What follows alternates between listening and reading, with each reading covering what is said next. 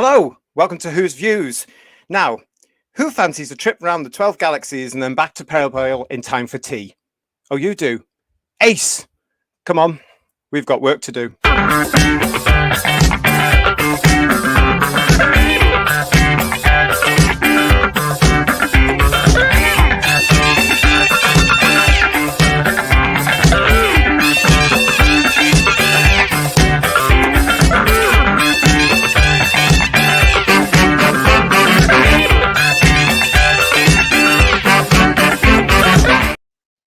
Hello, hello, and welcome to this Who's Views special 7th percent. And we are celebrating Sylvester McCoy's 80th birthday. 80. Crikey. Happy birthday, Sylvester. Happy birthday. Happy birthday.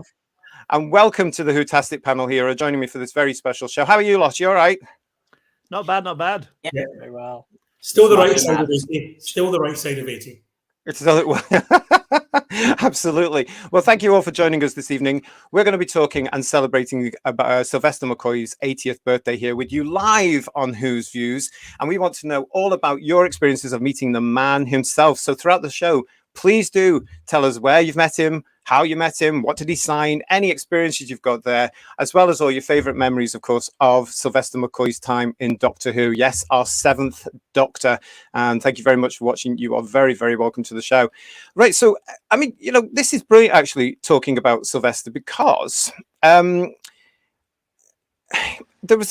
we are part of a generation that may have actually been aware of Sylvester. I know he gets an awful lot of this, you know, nobody knew him and he was an unknown. But for us as youngsters growing up, Bedway, stay with us on this one. We actually, we were actually quite aware of Sylvester as an entertainer. He was on children's television. He was very physical. He was an acrobat. And to this very day, he can also take on Ncuti Gatwa in the Sartorial Elegant Stakes.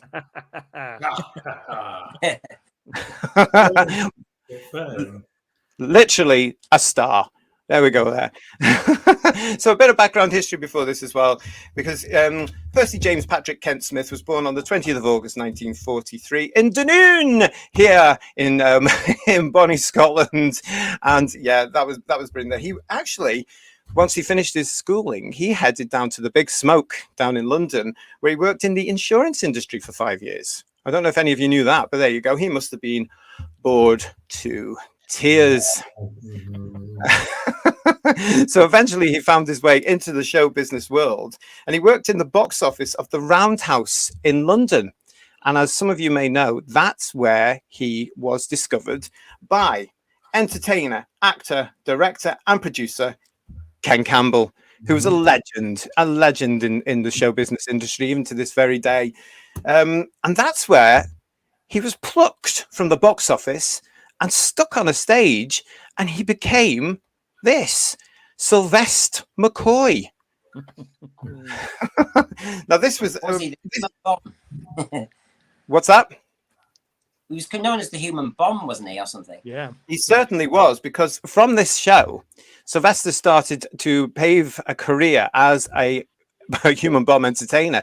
He was very, very physical, very into his stunts, and actually became a stuntman of sorts as well. He would actually put forks and nails up his nose. He would put ferrets down his trousers. Yeah, in fact, that's one of the pictures of one of the world records, I believe, that he tried to break, of sticking ferrets down his trousers. Brave man, the vicious wee buggers. I still don't actually get that to this very day. I'm like, okay, just wow, that brave in more ways than one. It can be fun. We'll move on. Next. And from there, he then became Sylvester McCoy. And the reason for that, I believe, is that actors are quite superstitious, as we all know. And 13 is an unlucky number in the show business industry when it comes to letters. So he added the R to Sylvester and became Sylvester McCoy. Wow. So there you have it there. So, you know, from there, he then started to work with such legends such as Joan Littlewood, who was a massive theatre director. If you don't know these names, kids, you better Google them, because these are huge British stars. Richard Eyre and Ken Hill. So he had a really, really great career even back then. He was really finding his feet. He was understanding his art, understanding what he could do, what he was presenting. Guys, this would all come in very, very useful later on, wouldn't it? Absolutely, because when preparing for tonight's program, I thought to myself, what can I do to celebrate Sylvester's time as the Doctor? So I was going to fire some nails at nails, and I thought, better not do that. I thought I might play some spoons. I brought mine as well. Do you want a duet?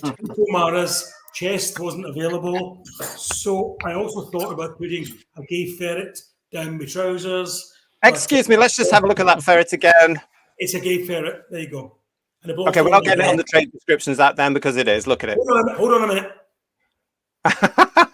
That looks like one of those things that used to be on Vision On that used to run around the set. Yeah. Yes. Well, it's staying down there till we finish. So, because I didn't know, right, I told you it's quite nice, but I didn't know what to do for this because Sylvester, as you talk about versatility, that's versatility, and that's a man who's willing to do anything to please an audience. And although he wasn't, it would have been my first choice as the Doctor, and I've already described to you that when the announcement was made, how I felt. Nonetheless, you got to give credit to a man who suffers for his art, and he did. Absolutely. I mentioned Vision On there as well, and this is where a lot of us and our age group would have been introduced to Sylvester, because this is where he came onto television, and really, this he never went away from children's television with this. He had a huge career. Now, Vision On was actually massive, and John, you've spoken about Vision On briefly on one of our shows before, but do you remember this? Do you remember it? Yeah, Pat Kiesel and Tony Hart.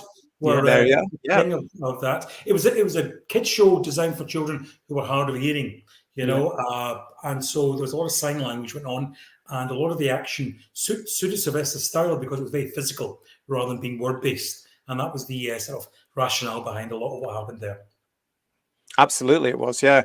And Sylvester played the man in the mirror, who was called Pepe or Epep. Nobody remember that? I sort of remember Sylvester in this because he would chase those little furry things they had these little sort of furry things that just ran around the set. A cheap sort of material type things. I don't know what they were, but as a child, I'm entranced by them. They moved very fast too. Yes, they did. There must have been a hell of a cameraman or somebody at stagehand pulling these things on strings, mustn't there? But Sylvester would try to catch them as well, wouldn't he? When he was out on that. But this then led him to some real fun times, because one of the things where one of the shows that we had was a Saturday morning show called Tis Was, which was on the ITV network. Now I was a BBC boy. Yes, I was a swap shop boy all the way, but occasionally, every now and then, you had to turn over. And one of the times, I always used to love seeing Sylvester on Tis Was. And these are very happy memories. There he is with Sally James there, but he was absolutely manic there as well, wasn't he? He was. One thing that I was delighted to find out fairly recently was that, and I hope this is true and it's not a bogus fact, apparently he was the Phantom Flan Flinger, wasn't he? No. Yes. I don't know if he shared that job with somebody else. Occasionally ruined on this channel. Stop it. Sam's calling it. They called it a fuzzy worm. It's fantastic. Well, yeah. I mean, who remembers the Phantom Flan Flinger? I mean, this was somebody that you were genuinely quite feared of because he would slap you with a custard pie or buckets of water. I mean, how they managed to get away with buckets of water in those old television studios on a Saturday morning, I never know. There was no health and safety duty whatsoever. They actually had a bucket of water song, which they sang as they threw over you. Yes. They really did. I mean, it's as camp as it sounds. It was manic. But Sylvester was one of the big stars of that show. And one of the most memorable, I think, as well. And Look how young he is. I mean, yeah, absolutely. But even then, gosh, the power that he had in his performance, and because it was live television as well, absolutely incredible. So from there, then he does other things as well. He does a show called Leapfrog for ITV, which I don't recall at all. And then he does other shows as well. But one of the famous ones. Well, actually, we're gonna get to this one. But do you remember a show called Eureka? Yes. Yeah. Want to tell us? Yeah. Well, this is the only picture I could find from the BBC's children's series Eureka, and yet, coincidentally, this is one I remember because, kids, you might not believe, but in the 1980s, digital technology was only in its infancy. And this particular shot was them telling us what a digital watch was and how to read it. So, for example, 00.11 was 11 minutes past midnight, because this was all brand new. And I remember it well because I wanted one of those watches with the digital and the buttons on it, which were all the range there. Do you remember? They were coming in. And a guy I knew at a school called David got one before me and made sure I knew. Yes.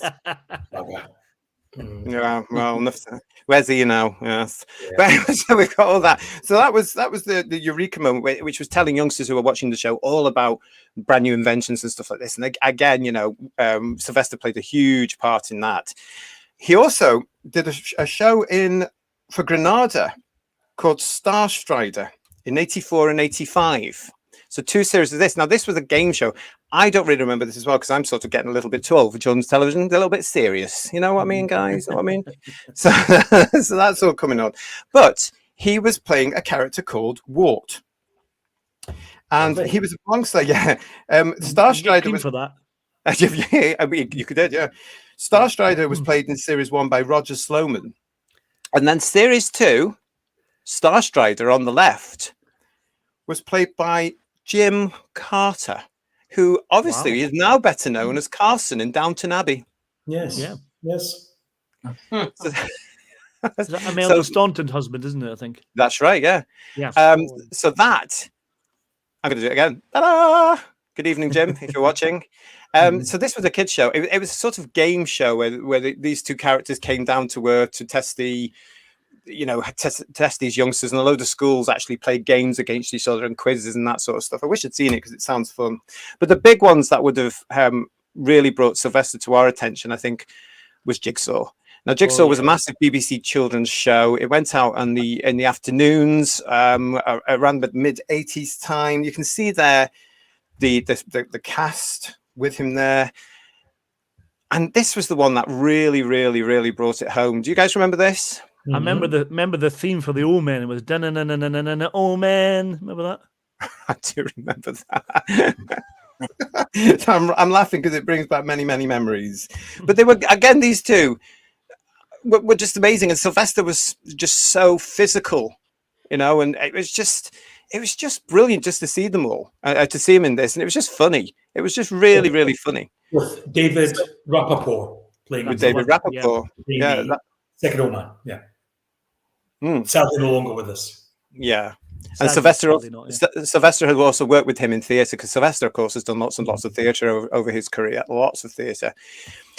Talking of theatre, he then went on to do this, the Pied Piper at the National.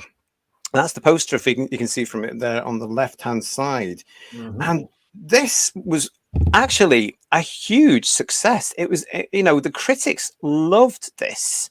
He also appeared on Blue Peter, as we pointed out on our Blue Peter special just a few issues ago.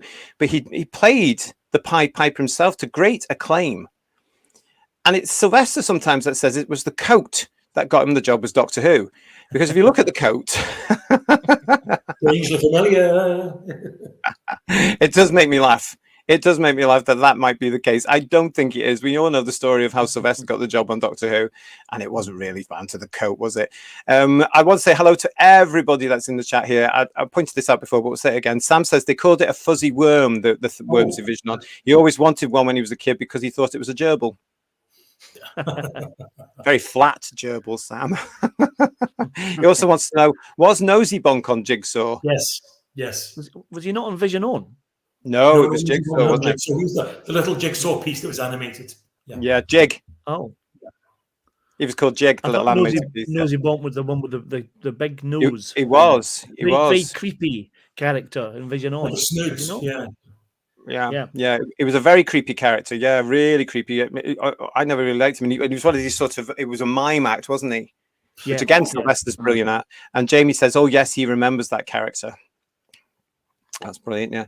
So what we've got, where are we up to? We're up to the Pied Piper. So from there, of course, well known. And Sylvester's career has taken off and been around such a long time now. He's done amazing work. He's still working, of course, as well at his age. He great acclaim recently. Well, not recently, but in recent times with the tour of King Lear, of which he played the fool. I'm not sure who that is on the left. It's Ian McKellen. I'm not. Is it? I'm not sure who that is. No, I don't know who that is. It's Ian McKellen. It's definitely Ian Never seen him McKellen. before ever in my life. I don't know who that is. I don't know who that is. I'm kidding, of course. But of course, most recently, he's been lit up in green a lot with this. So that's the Munsters. Has anyone seen that yet? No, I've not seen it. I've seen photographs. I've not seen the film. Well, I think it's a series. So if anyone in the It's a chat has series, seen right? it, let us know. I think it's a series of Yeah. that. So anyway, that was a brief introduction or a brief recap of Sylvester's established and long career and some of his achievements there. But as we say, it was the Pied Piper, as well as a couple of really good phone calls from Sylvester's agent and Clive Doig, the producer of said shows like Jigsaw and what have you, to John Nathan Turner. So John Nathan Turner went down to see the Pied Piper written by Hadrian Hill and decided immediately, I found my new doctor. And this, of course, was the day back in 1987 when Sylvester was announced as Doctor Number 7. And I think it's a day that most of us will remember well because it came as a bolt of the blue that day. And then we were up and off, ready for season 25. The costume was done fairly quickly because remember the circumstances meant this all had to be turned around in a very, very quick way. There's the costume design there, and obviously Sylv on set for Time and the Rani wearing it then. So we were up and off, and that was us. Sylvester McCoy became Doctor Number 7. So, John, I know you want to talk about that first season. So, do you want to go ahead and do that for us? absolutely. Yeah. Again, full disclosure: when that announcement was made and those photographs were printed in the newspapers, my heart sank. I was not a McCoy fan. I thought he was too flip and too silly to play the part of the Doctor. Was this because of what you'd seen on the TV? Yeah. I didn't see him as having the gravitas to pull it off, and so I decided to reserve judgment. I wasn't particularly impressed. Now, that said, that will come as a complete shock to you about how the fact that I love season 24. But season 24 is exactly what Doctor Who is about. It's about change. And it's so totally different from what's gone before. Now, the reason why I love it so much is because it hadn't been done before, and it didn't follow through. They didn't continue season 24 in a similar vein in 25 and 26, and had it gone on beyond 26, it didn't. It was a season that stands alone and is different from any other season that went before or since. And that's why I love it so much. It stands out. For example, Time and the Rani, which is the first show of the new Doctor, where GNT is basically producing and script editing this program along with Pip and Jane. It's a bit like Doctor Who would be if it was produced by Aaron Spelling. It's Doctor Who meets Dynasty meets Dallas. It's glam, it's glitz, it's very professionally produced, but it's very light entertainment. And I loved it. I didn't want it to be the template for any future Doctor Who. I certainly didn't want all my Doctor Who's to look like this. But at the time, I loved it.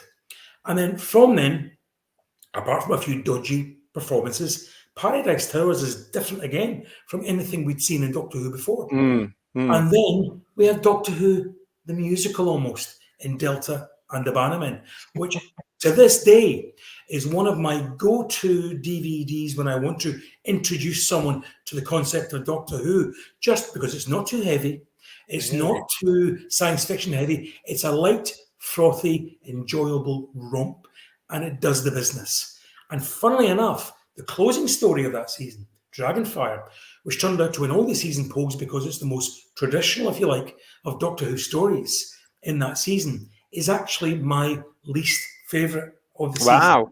Wow. So that said, had every other Doctor Who season been made that way, I probably wouldn't have been a happy bunny. But for one season, we had a Doctor Who which was totally different. I think Bonnie as Mel's totally underrated. I enjoy her immensely as a performance. Sylvester bounces off her well. He's learning his craft, he's learning his trade, he's learning the character of the Doctor, and then they take it somewhere different after on.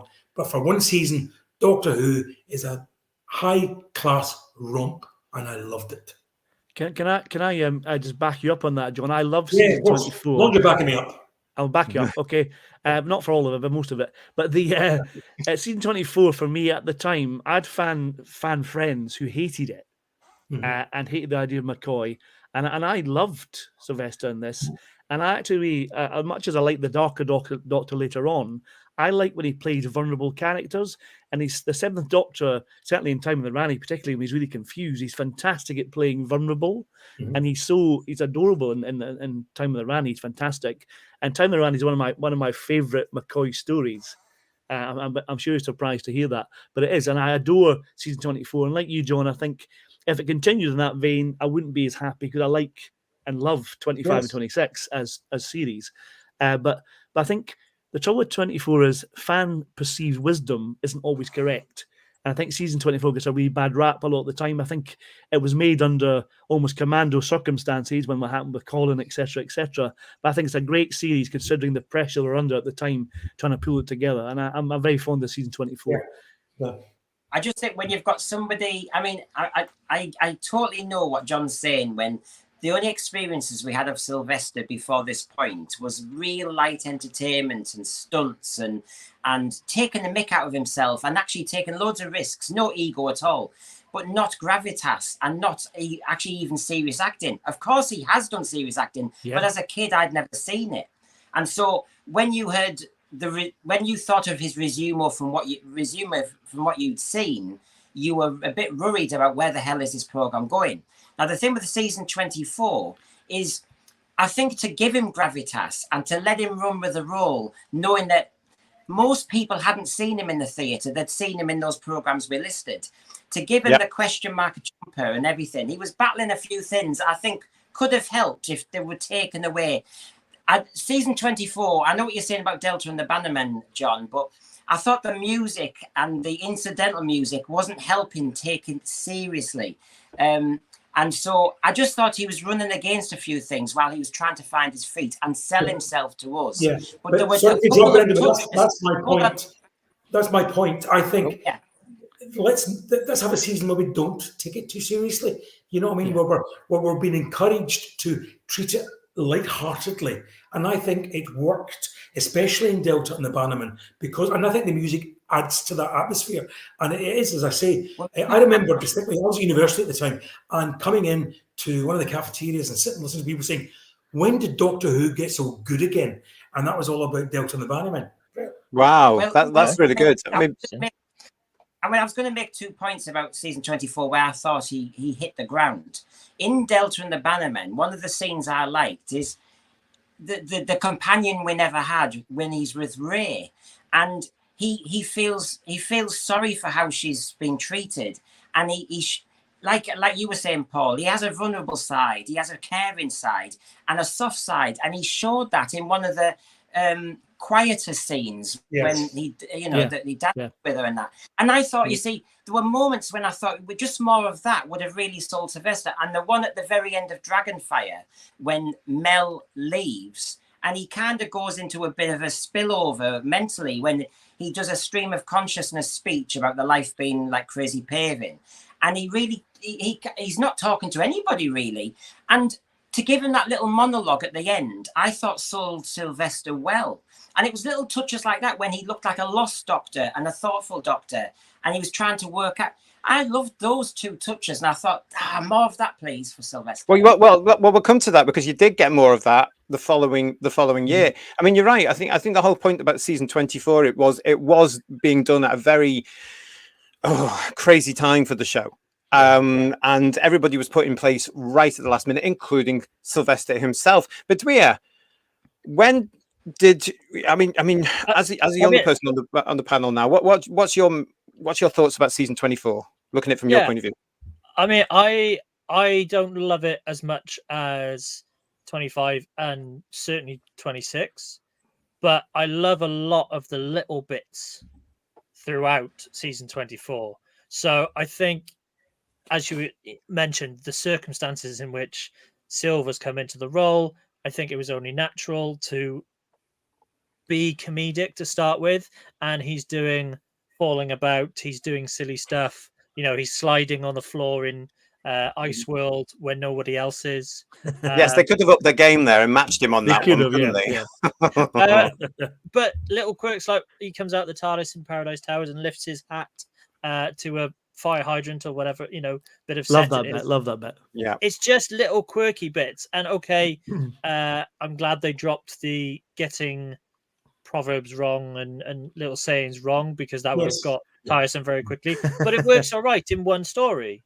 Yeah. And you feel that he's learning what he wants to do. And I think he probably wasn't given the opportunity to sit down with Andrew Cartman and work out what he wanted to do. So he's gone for a bit of comedic stuff. And I don't mind that. I agree with John. It's in isolation. Yes. Brilliant. Yeah, I mean, season 24, when you look at it now, it is very much its own vehicle. I remember being at the time not enjoying it at all. I just thought, what is this? What's this craziness? I didn't mind Sylvester because I just thought, well, there is real potential here. And when you look at it, even back then when you were watching it live, you can see the potential. The Seventh Doctor is growing there. He's come out of his regeneration. And Sylvester, you can see Sylvester working out where he wants to go and what he's doing. And it's there live in the performance. You have those little beautiful moments there. The mystery that he portrays in parts of Delta and the Bannermen. Again, in Paradise Towers as well. Yeah. Well, yeah, I mean, the Paradise Towers thing, there's a beautiful scene there where he's got the two caretakers.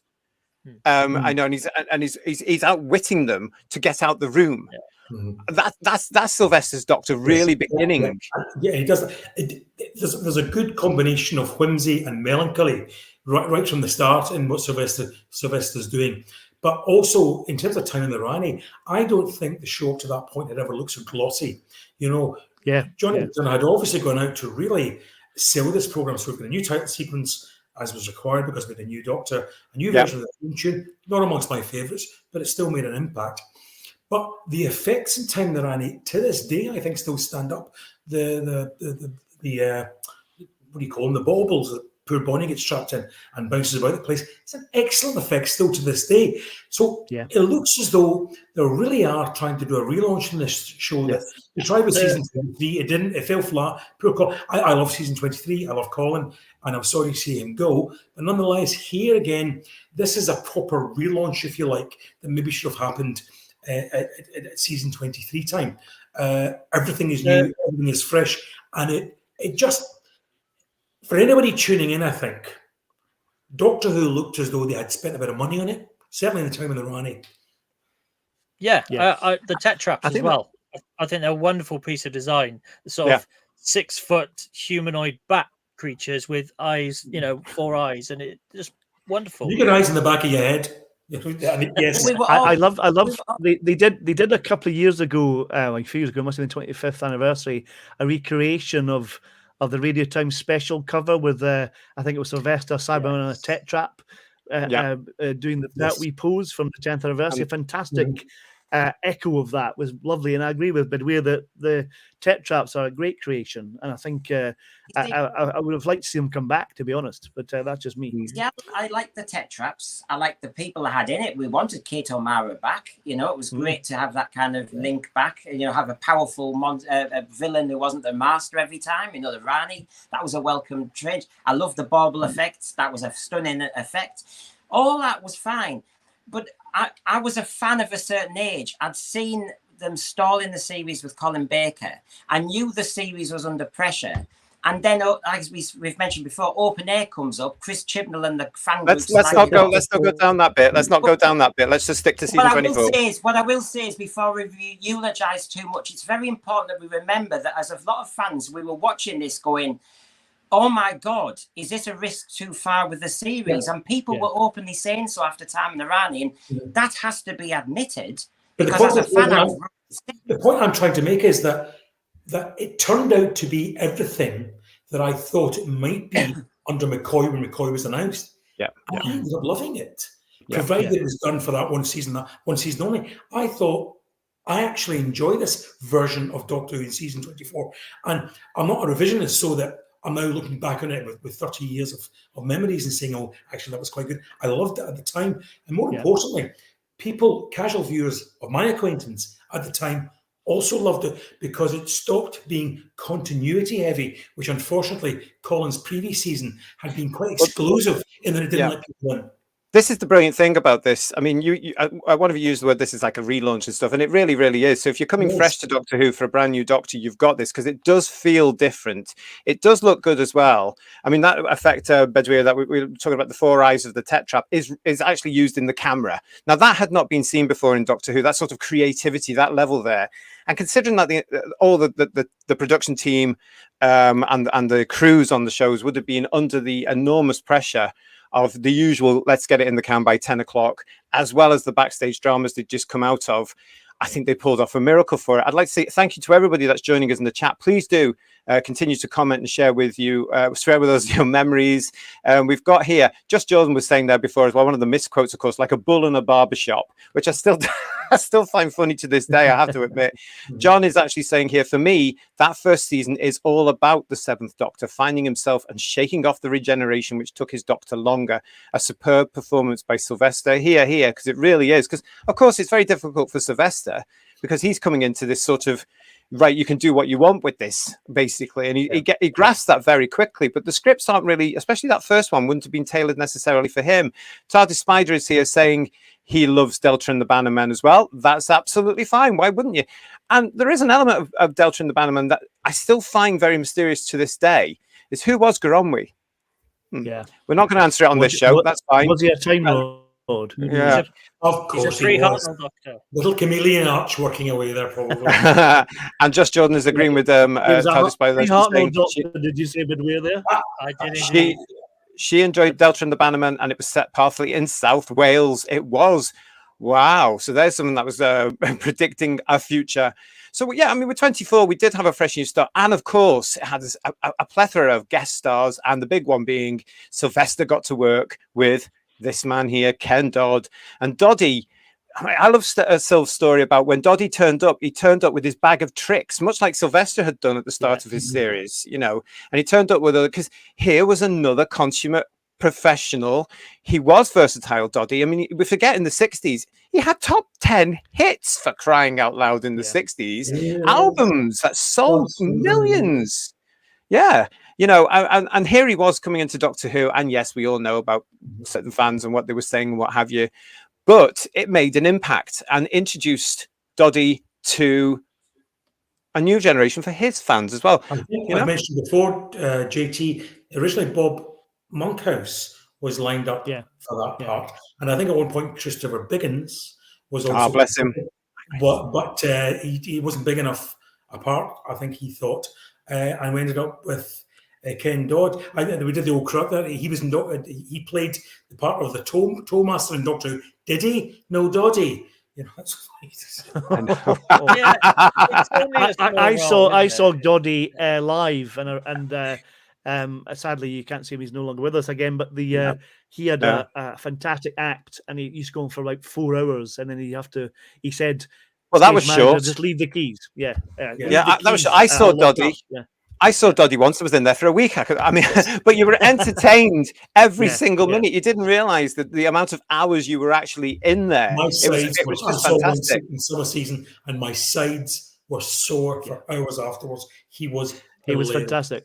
Yeah, it was always funny. And if you go back and you can see some of his shows on YouTube now, you can see why Sylvester and him got on really, really well. Sam here is saying, as I work in a variety theatre, wonderful. Doddy is a hero of mine, and I think he's great in Doctor Who. Yes. It was. I mean, when you look at the performance, I mean, he's not actually on that long when you look at it, but he gets the character. People get the fact that it's Ken Dodd mixed up with the fact he actually is producing a character here. In my opinion, I think it's there, and the way the Doctor reacts to him, again, the shades of the Doctor we're going to get to be here, because he's sussing him out. Sorry, JT, and also just again, my love of this season. This is still Doctor Who, because in what other program would you have Ken Dodd playing basically himself, and he gets killed? Yeah, well, yeah, zap him. John's saying to us here, I think it speaks volumes about Sylvester by all the comments from guest stars who said that he made it a very open and welcoming production, and he made sure everyone was welcome. And that's one of the things Sylv was famous for on Doctor Who throughout his 3 years in the show. people, yeah, you're right, John. We all read interviews or listened to people that have guest starred in the show or even worked on the show in the magazine or at conventions and whatever, and they all said that. And from your leading man, that's what you want when you're coming into this established show and you've got two leads in there who know the routine. They're doing it day in, day out for several months. Yeah, you want somebody that's going to welcome you and say, thank goodness you're here. That's brilliant. So season 24, 1987, Sylvester's first season. That's when we got to know, as we're saying here, and as you know, we got to know our seventh Doctor. But it did change with Dragonfire. And there was a certain tonal change in Dragonfire, and we were left hanging. And then next year, the September after, it's back with a completely different show. Season 25 changed the Doctor. I mean, we spoke about this in our Remembrance of the Daleks review, but we've got to mention it again here. Sylvester finds his groove, yes, and he understands what he's going to do, and he puts it into the show, doesn't he? I think he finds his companion as well. Yeah. I think Sylv and Sophie Aldred, who also celebrates a birthday today. What a coincidence. Yep, happy birthday. Just have this chemistry that works from the very, very off, and Remembrance, they just run with it and continue it for 2 happy seasons. And I think that relationship goes a long way to cementing how good season 25 and 26 are. Oh, totally. I mean, what got me about that as well is right at the very beginning, from the moment they walk down that street from the TARDIS in Remembrance, they're there, bang, no faffing around, no nonsense. They could have been traveling for months together. We don't know, but that's literally hitting the ground running. And remember, this is only the second story. We mentioned this in our Remembrance review, still available, viewers, go back and check. But we mentioned, although there may well have been a big period of time between Dragonfire and Remembrance, for Sylv and Sophie, this is only the second story together, and they mesh together immediately. And it is very much a tonal change, as they would call it these days in Doctor Who. And as I say, for what I loved season 24, fine for one season only, and then to come back, and not only come back with a more serious version of Doctor Who, but Remembrance of the Daleks, it's a banger. And what a change from season 24.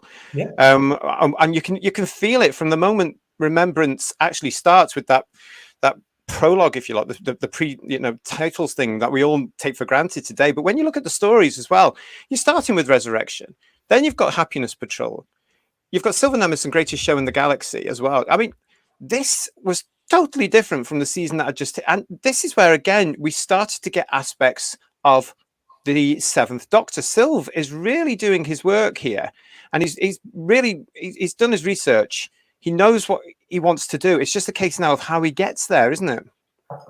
Yep, very much so. And unfortunately, unlike other Doctors, he didn't have a 26-episode season to do that. He had to find his mojo very, very quickly and very early on in each of these seasons, you know?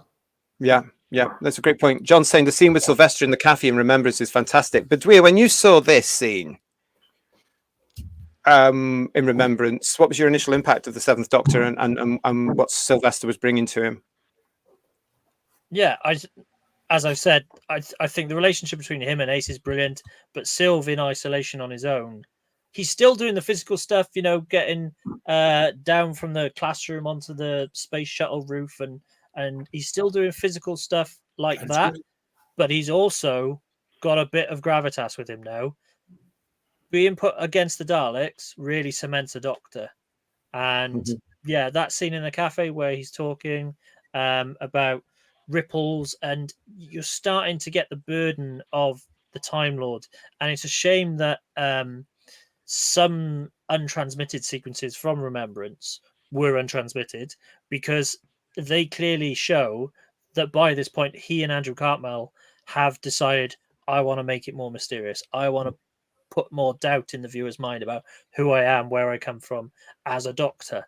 And those are the bits that that make me love the seventh Doctor. And Sylv's performance is just superb throughout. I love Silver Nemesis. Happiness Patrol is fantastic as an idea, and probably again a factor in some of his episodes, particularly in season 24, just a bit overlit. bring the lights down a little bit. It would have been a bit more effective. Welcome to the BBC of the 80s. Yeah, exactly. Is it disappointing that the original idea for the Happiness Patrol to transmit it in black and white wasn't allowed to happen? That would have been gorgeous. Brendan, as somebody that wasn't impressed with 24, when you started watching season 25, did you start to think, oh, hang on a minute, did you notice the changes that were coming through? Yeah.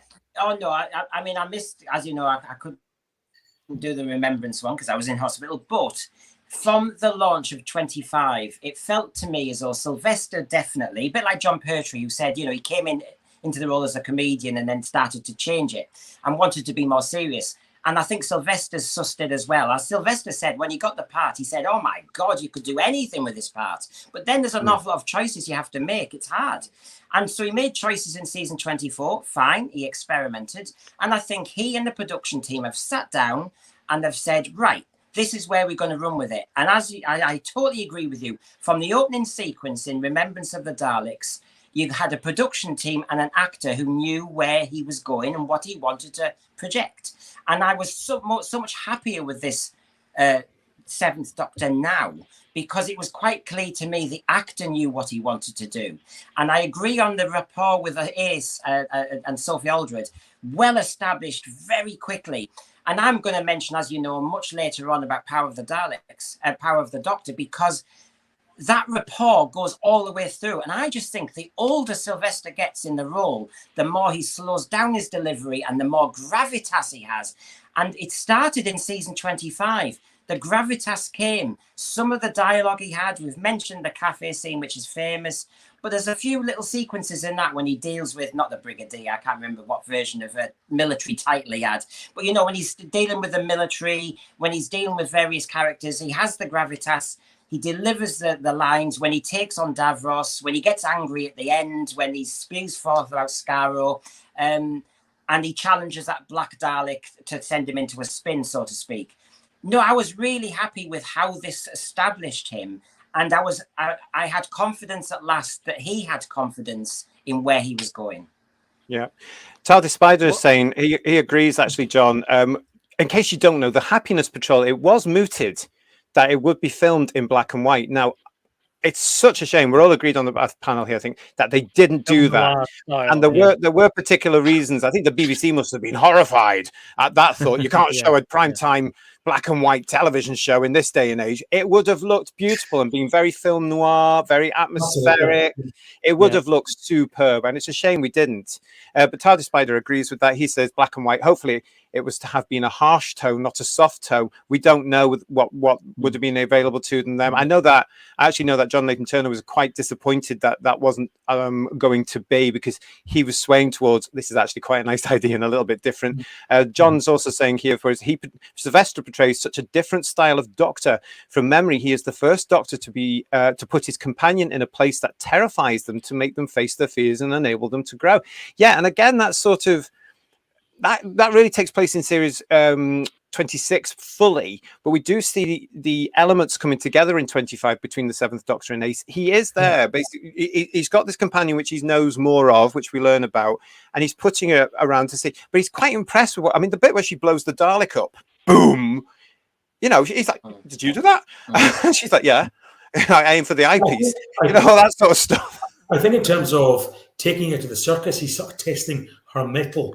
But because she says she doesn't like clowns, finds them creepy. So this may be the Doctor sort of testing her mettle before there's bigger things to come in season 26, in terms of what he does with Ace as a character. So that's very well plotted and seeded throughout. But yet, to go back to the difference between 24 and 25, as much as I love 24, 25 is where this actor proves me wrong, if you like, in that he's not going to be this whimsy or whimsical Doctor, and in a way that Patrick Troughton very early on lost that sense of playing it for jokes and for laughs, and could get very serious very quickly. McCoy does the same too. And for those people who have just, if I can pick up this, and this at the minute, which was all about season 25 and the year that was transmitted, well worth the read, everybody. It's Doctor Who magazine and Panini at their best. Unfortunately, they don't do that in the proper monthly magazine at the minute, but these bookazines, as they call them, are superb. So if you want to back around to this season, buy this. Absolutely. What was, If you can't what find was that, good? check- What was good I about always- season 25? Oh, What was go good on. about season 25 at McCoy's performances? He did make it more serious in 24, but what I did like, they kept the comedy elements to light him a little bit, and he did Oh, some yes, of that yes. more in 26 as well. They didn't just make it completely straight, because Mm. McCoy's I like comic the- timing is superb. You see, the Sorry, but- continuity all the way through the Ace and Sylvester period was the Nitro 9 joke, really, because he admonishes her every time about using Nitro 9, but he almost needs it every time. And it goes all the way through to the Power of the Doctor episode as well. The Nitro 9, the warning, but he's proud of it. And, you know, that little running, it's not a gag, but you can see how, because it's like master and apprentice all the way through. She really looks up to him. She wants to be, educated by him. And he's got that powerful role over her, really. And the Nitro 9 thing is always this kind of little niggle with each other, but she knows she can get away with it. She can wiggle round. He doesn't applaud violence and explosions, but he needs it sometimes. And there's that lovely kind of thread all the way through their relationship. Yeah. One of my favorite moments of Sylvester's time of the Doctor ever in the 3 series that we got him for is in the Happiness Patrol. And it's that part where I thought, I mean, having seen something going on in the Dalek story in 4 weeks there, and just thinking, oh, this is a little bit different. We get to Happiness Patrol, and the scene that I still remember, standout scene for me today, is where Sylvester is at the very top of his game as the Doctor. Is that bit on the balcony or wherever they are, and he's got the 2 guards, and that's when I went, oh my! I mean, I was sold by this point with Sylvester as the Doctor anyway, but at this point, that's when I went, this is the Doctor, because that moment where he just go on, take a life, make sense, shut up, all this beautiful power from this little man who we're still getting to know, and then suddenly you see and the way he looks at him when he takes the gun and he snarls at him. That's when I thought we've got the start here of a very dangerous Doctor. And I think that's the benefit of having a production team and a script editor who's working with the writers and the actors, to get this idea of this tone correct in the season. Unfortunately, for whatever reason, we won't go down that road. Previously, Colin and the script editor and production team, it really was quite dysfunctional. But here it's working. We have a Dr. O'Canion, well meshed very early on. We have a script editor who knows where he wants to point the program, and we have a producer who's on board with it as well. And they're all meeting and they're all singing from the same hymn sheet with their writers. So elements like that you talk about, JT, on the balcony, they can say, right, in the same way they used to give Pertwee a moment of charm, as they called it with Turn Sticks, they're able to meet Sylvester, talk to him, and write for his Doctor and know the sort of stuff he'd be capable of delivering and the stuff he would like to deliver. And that's the beauty of a production team and cast working together. Oh, totally. One thing I liked about the Sylvester Doctor, and you see it in Remembrance, you see it in the Happiness Patrol, I think when he talks to the man who does the mouth organ all the time, the man in the coffee shop, he notices all the little people. This Doctor isn't talking to people in power all the time. He notices all the little people, and he has something to say for them, and he looks out for them, or he's empathetic towards them. And that's I kind of like that vulnerability to him, and the fact that he relates to people who are in a vulnerable position. Yeah, I mean, that is seen in Happiness Patrol as well, where, I mean, the Happiness Patrol is supposed to be set in a city, isn't it? A very unhappy city where everybody's controlled and everything's dictated, and possibly where we're heading to in real life today. But you've got all this. I mean, a lot of Sylvester McCoy stories. You can bring them into the modern age. But anyway, there's this element here where the Doctor is representing over the course of a night. One night, he brings down an entire ruling class, and he does it deliberately because of that. What you're saying there, Time Mother, because of the little people, because he knows this is all false. I don't like this. This is saccharine, and he gets them. And then when he meets the Candyman, of course, well, that's going to change his perception at all. Saying, no, we're not having this at all. I mean, it is wonderful here, and Sylvester really brings this out. You also see this in The Greatest Show in the Galaxy. Yes, we've mentioned the fact that he takes Ace there deliberately because she doesn't like clowns. That scene where Ace says she's not in the TARDIS, where Ace says she's not scared of anything, and he's behind her, and he's testing her. He's sort of smiling. Can you remember? That's really spooky, that scene. And then when they arrive on the planet and they're up and off, and there's loads of the clowns. Again, I don't know if you guys got this, but again on original broadcast, there was an element of he's been here before, or he knows where he is and he knows what's going. This was all starting to really come into play. Were you guys, I'm better here as well when you watched it, did you guys get this feeling? This Doctor is different. Yeah, he's very much driving what's going on. He's not landing places by chance anymore. The randomizer has gone. He is putting things in place to get rid of the Daleks for once and for all. He's tempting the Cybermen down with a Nemesis statue and all that sort of thing. Like you say, the Happiness Patrol. He's taking down a government in a night because he knows it needs doing. And when we get to Greatest Show in the Galaxy, he's testing his companion, but also he knows that there's something not right there either. And he's taking on the gods of Ragnarok at the end. He's who he's met before. Yeah, and I mean, he's Sylvester has said in interviews that he wanted him to be more proactive, but hates that word. But that's the whole point, is he's driving what's happening to him, not being a victim of circumstance, which happened for the previous 24, 25 years before that, really. It's interesting, JT, you talk about with the Happiness Patrol, Doctor Who being ahead of its time, in terms of predicting perhaps the way things are going.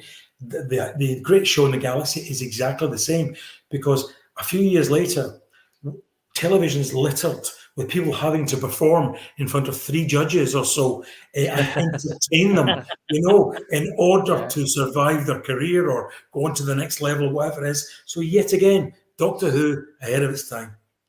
Yeah, I have to say that entertaining the gods of Ragnarok, the physicality that McCoy portrays in that sequence, entertaining them with the it's fantastic, especially when he's upside down trying to do the escapology. But that's fantastic. Yeah, and that amazing beautiful stuff. piece of music behind it, Paul. Isn't it wonderful? Lovely. Fantastic. Yeah. And I love the fact. Sorry, Simon, go on. No, I was going to say, I mean, I agree with all of that. And I was impressed. The one I'm going to mention, when he was walking away from the circus tent and he didn't flinch from that explosion. My God, that man. You can see a man whose background is stunts, is kind of manic stuff on Tiswas. And that man, he just kept walking. He didn't jump. He didn't flinch. I mean, I was really impressed by that. You can tell a professional who knows his craft. I mean, I know it was bigger than he expected. That was the point. That was the whole point. I mean, that picture we've got there was taken by Mike Tucker, who, of course, we all know was one of the, and is still to this very day, one of the visual effects guys, I can't say it, on Doctor Who, past and present. But the story Sylv was saying, of course, I mean, look at the consummate professional he is there. The guys have told him, just walk away, past camera shot, and then we'll call it a day. It'll be fine. They keep saying it'll be fine. Yeah, it's fine. And Sylvester's story, of course, is that all he felt was this massive heat coming from the back of him, but he's got to walk on because they can't do it again. He could have been on fire down the back. His hat could have been on fire. I love that story when Sylv tells. I never, ever tire of hearing that story. It's just brilliant. You are watching Who's View special, 7th Cent. We're celebrating Sylvester's 80th birthday this evening. Thank you for joining us. It's great to see you all there. We will be talking about meeting Sylvester towards the end of the show. So if you've got any, if you have met Sylvester and you've got any memories of meeting Sylvester, please share them with us and we'll put them up and we'll talk about them later on. Any comments? Thank you very much for all the comments that are coming through. Keep them coming in about your memories of Sylvester's time as Doctor Who, while we do this great appreciation of this wonderful actor who was our Doctor for 3 series between 1987 and of course 1989.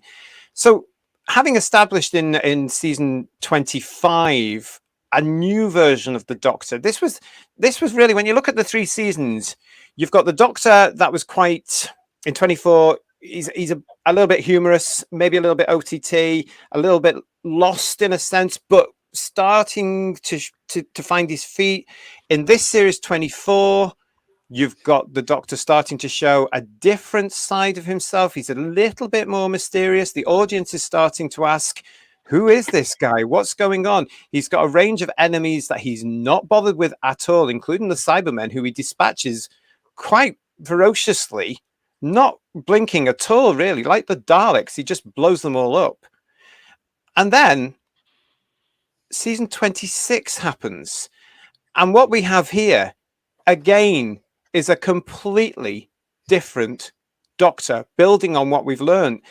And when we meet him in Battlefield, he's very mute. Do you know what I mean? Anyone? What do you think? What do you mean by mute? I think when Battlefield starts, he's very, I don't know. He seems to be in a world of his own. As I mean, we know that he's playing this big game by the end of the series, and he seems to be right in the middle of it here. And even Ace can't really distract him. This parallel dimension thing that starts happening, it's oh god, I'm gonna have to deal with that. It's as though he's starting to think, right, okay, this is my priority. It's something I get when I start watching that season, because he is absolutely. I mean, people call it the Dark Doctor, but there's more going on to him, I think. I think part of it as well is I think Sylvester, by this point, has really settled in. He knows what he's doing really now. He really is settled. And I think he's even more relaxed than he was in season 25. So he's really got into it, and he knows what he's doing as an actor as well. And there's a lovely, like I said earlier, of the gravitas that it has, and also some comic elements. And in Battlefield, one that really makes me laugh, my favorite moment in Battlefield is when he wakes Brigadier Bambera up with blowing up a crisp bag and going bang, and wakes them up. That's a fantastic moment. You know, little bits like that are lovely from McCoy, little comic moments. It really adds to his character of the Doctor, I think.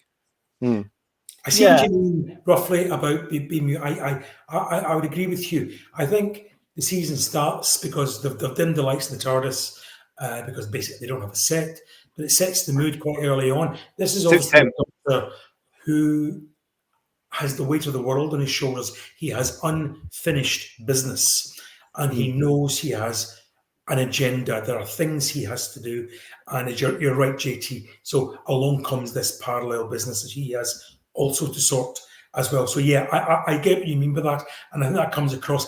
And you can only look for sort of 24 months previous and compare it with what was happening in Time in the Rani to see the journey. Although Battlefield is still probably one of the lighter stories of the season, it is still very much a country mile apart from Time in the Rani in terms of the way the Doctor's being performed and the story's being produced. But yeah, I hadn't really thought about Battlefield being, if you like, starting that way. But you know, you've given me food for thought there, because yeah, the Doctor's very much at the start of what he sees as his grand plan and mission. Yeah, I would agree with you, JT. Again, I've not really thought about it before, but thinking about it now, the scene in the TARDIS, he's saying, "Quiet, Ace, I'm working," and I certainly have always thought, oh well, he's working on translating the message that comes through the speaker. He's probably not. He's probably working to put in place the things that we see later on, and the events of Battlefield come as a distraction, and he's got to work out what's going on in more of a traditional manner than he does when he gets to Ghostlight and Curse of Fenric, because he's put those things in place and he knows ahead of time what, not entirely, but what he's going to encounter. Battlefield comes somewhere as a bit of a bump in the road, but when he works out, oh, I'm Merlin, oh, that's great, you know, I'm going to remember that. And that's the thing, Bedouin. I mean, I've always got this from Series 26 from watching it back in the day when it was coming out. And I thought, oh, you know, when the series progressed, I thought, oh, that's what he meant in Battlefield. It was all about this big game, because there we are, a whole body of work in those 4 stories. But when in Battlefield he finds out that a future version of himself is involved, oh, I mean, that's just a little bit more of a headache for him. So, right, what's he done? What's that version of myself done? And I've got to pick this up here. And he's actually quite relieved when he realizes that the future version remembers what he's done and what he was like, and just got on with it and said, right, okay, this is going to be my 7th version here. And he was a bit manipulative, so I better do this for him so that he can find. I love it. I absolutely love it. This is years before Stephen Moffat starts to do it. And it's done in a way where you think, well, I come away not having a headache, quite frankly, with that one, because I just think Ginger Doctor of the future, who we still haven't had yet, Russell, would be absolutely, you know, wouldn't that be brilliant if you had the Ginger Doctor to tie in Battlefield? There's the fans canon, everybody. He might dye his hair ginger. He's done everything else. Maybe the next future, one in a couple of years' time. Let's have Ginger in. Let's have the Ginger Doctor. But I love the fact that. So, go on, Bredway. well, so the future Doctor writes dig hole here, knowing Yes. he's got Ace, who's got some nitrogen, just bungs it in and makes a hole. But it's magical. But Sylvester also plays it with absolute perfection when the note that the Doctor writes himself is read out by Ace. Who signs it? The Doctor. Oh, that's all right then. You know, everything's okay. I love that moment where Sylv just gets that beautifully because he's acting this future version. It's all the Doctor, isn't it? And it's just wonderful. I love that bit. John's saying Battlefield is fantastic. He loves the speech the Seventh Doctor gives to Morgaine at the end of the. Again, it's one of those things where I think with that speech, John, I don't know what you think about this, but I think the Seventh Doctor may have just lost control of this because this was not part of the big plan at this point in the Seventh Doctor's lifetime. So and it's got in the way. Time in the episode. Yes, yeah, and he's making it up at this point. Too long, but yeah. Yeah, well, maybe that's a good point. What do you guys think about that? Do you think Battlefield was too long? No. I wanted because it had Nicholas Courtney in it, and more episodes of Nicholas Courtney the better. And of course, Sylvester gets his, to wear his stripes for getting to act for the Brigadier, and that's a bit like the Doctor meeting the Daleks, and he's not met the Brigadier. That's not so good. Well, one day we'll do a review on Battlefield. One day in the future. Well, I think Battlefield. I think Battlefield's an underrated story. If you ask me, I think it's definitely underrated. Right. It's not as well directed as obviously Rumors of the Daleks is. It's a bit messy that way, and it would have benefited from a whole lot of night filming. But we're not here to review Battlefield. I'm aware of that, but I'm glad to see Sylvester get a chance to act with Nick Courtney. Nick Courtney relishes the chance to work with another Doctor and bounces off McCoy very, very well. And we get to see the Seventh Doctor with a Who 7 number plate in Bessie. Which wasn't camp at all. Not in the slightest. No. I mean, I bet you that was John. I bet you that was John that stuck that on there for a gag. And bless him for doing it. Bless him for doing it. No, yeah, it is funny, that one. But again, this bit element here, this is what I like about Battlefield, because it does set it up. I'm not too keen on the ending thing, but when you're talking about Sylv's performance with Nick, what comes through here is Sylv knows who the Brigadier is and how important that character is to the Doctor. And because what I get here is the duality and Sylvester's ability to show this in the performance. This man who he encounters here, by surprise, by the way, knows his previous selves and future selves. The Brigadier, we know, knows quite a lot of versions of the Doctor. We just don't get to see them all, do we? So he knows quite a lot of versions. And in the Seventh Doctor's aspect, he's thinking, right, okay, I can't kid on with this one. I am myself. But when he does certain tricks and stuff, the Brig's like, oh, please. I mean, I don't think the darker qualities of our Seventh Doctor, as portrayed by Sylv here beautifully, would wash with the Brigadier at all. I think he'd just go, it's still the Doctor. It's over. That's how strong. And Sylvester gets that relationship with the Brigadier and the Doctor and plays it beautifully. It's so respectful. It's wonderful. The two of them work very well together. You would presume that they'd done it before, that this was part of the Brigadier been there before. And isn't it great just to have the Brigadier back in uniform, being the Brigadier again? As much as I love Mordrin and Dead, and I love the Brigadier and that, just great to see him back in uniform and back in action. Although, as I say, I know we're not here to review it. My heart was in my mouth throughout because I thought they were going to kill him. Yeah. We can come back onto that one because that was the big tease, wasn't it? That was the plan. That was the plan, and they chickened out, and I'm so grateful that they did. I'm glad they didn't. Yep. I think all of fandom are really, aren't we? But one of the brilliant things about Sylvester's performance this season 26. Now I know they recorded it last, which possibly explains the very measured and stylistic portrayal of his Doctor. But Ghostlight for me was really when I was beginning to doubt, do I trust the Doctor? Because here we are in this beautiful set, with this incredible story, and Sylvester is just he's just so menacing in a dark, quiet way, really, because he's just there. He just has to enter the room, or as in the picture that we've got there for season 26, he just has to sit there, and he's just like, yeah, all in a day. Yes, that's going to happen. And yes, this is happening. And there's light. All right, I'll deal with you in a minute. hang on a second, pushing them all into the plan. He understands what's going on immediately, even though people, including some of the viewers, don't. I love it. I love his performance in this. What an actor.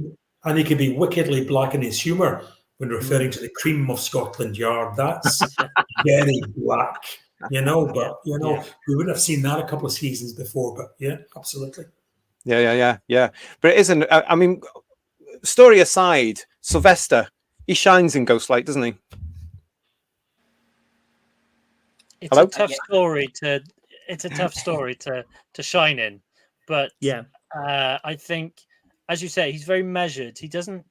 He's not driving too much. As you say, he's going into a room and asking a particular question. He's planting the idea in Ace's head to go down the lift and find out what's down there, and he's just moving the chess pieces around in the background, allowing things to unfold around him before he eventually has to sort them out in terms of explaining what does all of this mean.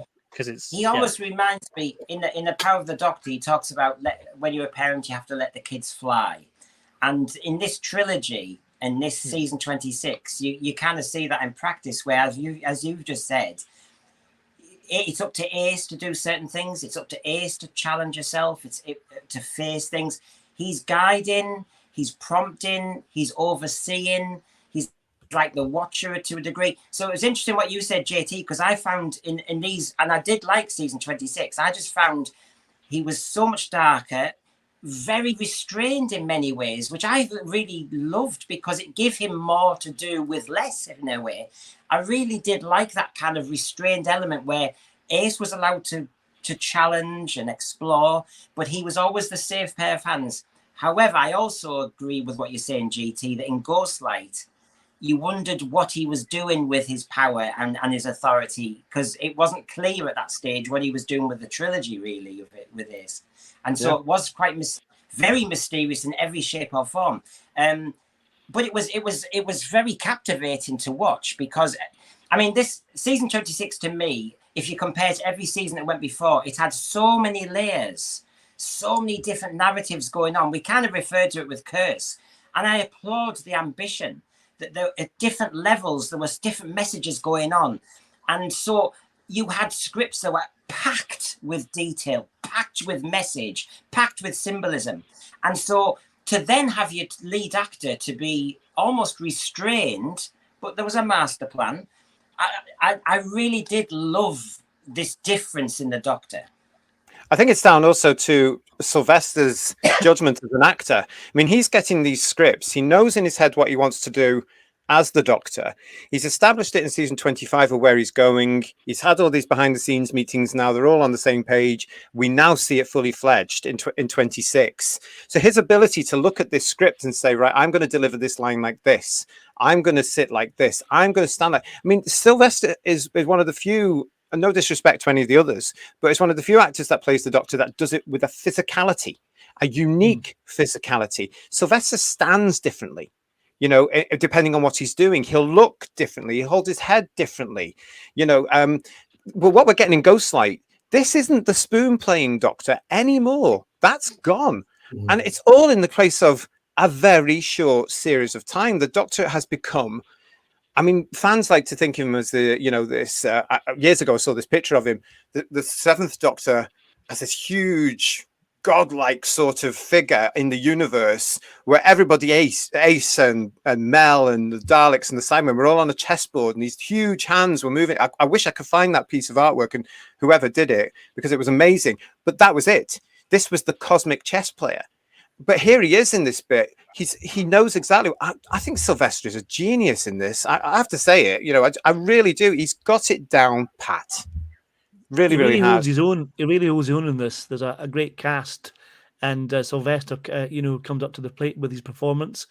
And amongst Ian Hogg and Frank Windsor and Sylvia Sims, there's a great cast there, and he really shines as an actor in this as well. And he really holds his own, I think.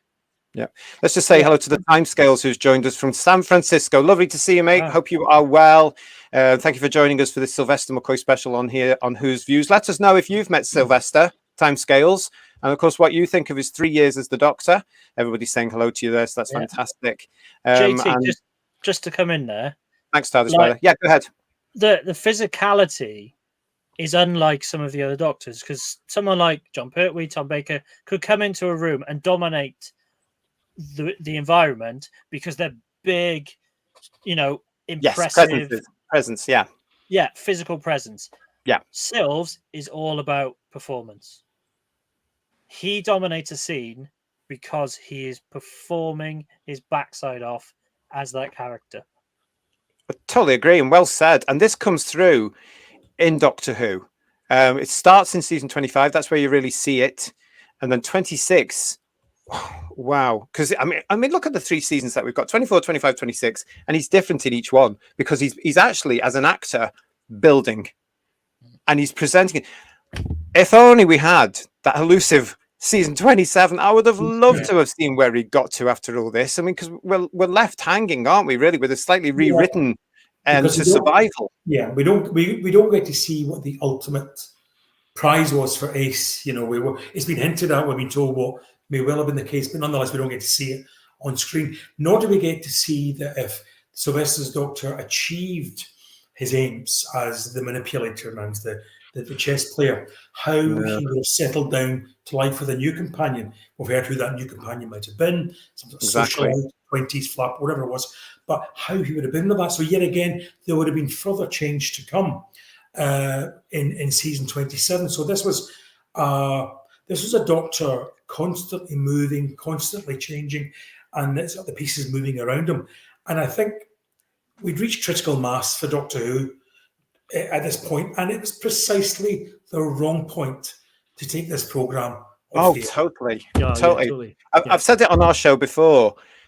I think if series 24, 25, and 26 had been shown on Saturday night, like the 23rd season had been, at that time, even 6 o'clock in the evening, I think this would have been a huge hit because people would have recognized Doctor Who and traveled with it. Yeah. If you look at the last episode of Greatest Show in the Galaxy, because that season 25 started a bit later into the season, so the last episode of that goes into January, and it gets the biggest audience Doctor Who's had for a fair few years. Yeah. So the audience was definitely there to appreciate this. So for Doctor Who in those days to achieve over 6.5 million against Coronation Street proved that there was an audience out there. It just the following season, the BBC chose to just get embarrassed by it, not promote it, let it slip into the schedule and get forgotten about.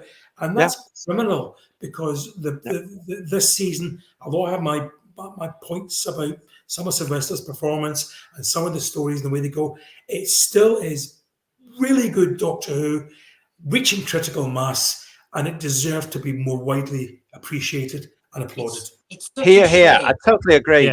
Yeah. It's such a shame that we had an actor who had the humility and self-awareness to keep trying to improve himself year on year, not give the same performance year on year. He wanted to keep improving it. He wanted to keep adapting. And in many respects, I think that's his background, isn't it? He was so aware of always being trying to please and trying to kind of fit in with those kind of light entertainment roles, that when he got this role, he knew he had to keep adapting it and trying it out. And to me, he's an actor who's never satisfied. He thinks there's more he can do. And like I said, I'm so pleased that as he started to advance in this role, I think even though he was always that kind of physical actor, I think he started to realize that less is more in a way to hold a scene or to hold a line. And I have to say, it is a damn shame how this season promised the earth really for the next season to come. And the BBC don't seem to have been watching the same programme or the same actor and intent and seem to go somewhere else. What was their reason for switching this stupid programme off in the end? What was their reason was it to put, what nonsense was it to put this off? The first thing about this, Brendan, is they didn't watch it. They didn't watch Doctor Who, and they didn't want science fiction there. They didn't want all this stuff. They always used Star Trek: The Next Generation, which appeared in 1987 here in the United Kingdom, as an excuse. Well, they could have put more money into Doctor Who.